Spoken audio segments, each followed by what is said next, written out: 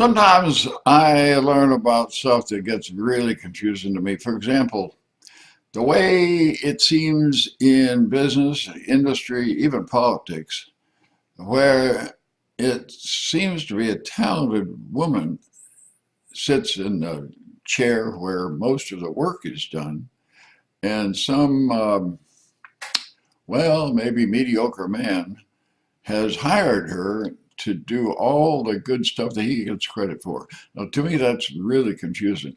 Now, for example, you take Samuel Clemens, he tells early, I think it was about 1904, he tells the story of an attorney he knew. This attorney helped Samuel Clemens save the copyrights on a lot of the stuff he wrote, and really an important man to Samuel Clemens. He tells the story of this attorney who was so meticulous, he never ever threw away a piece of paper. And that can get to be quite a clog. He had a secretary that hired when the secretary was 19 years old and making $15 a week. Not much of a salary even back then. And ended up supervising 1,500 secretaries in this law firm located on the 10th floor of the Standard Oil building in New York. And you know, this gal, her name was Miss Harrison. Miss Harrison worked for Mr. Rogers, the attorney. You know, his name was Mr. Rogers, not the TV star. This is a different Mr. Rogers, a real sharp attorney, millionaire, multimillionaire attorney.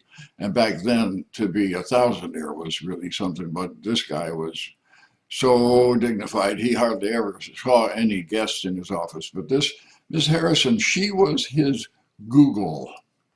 All these thousands, tens of thousands of pieces of paper he had saved all his career.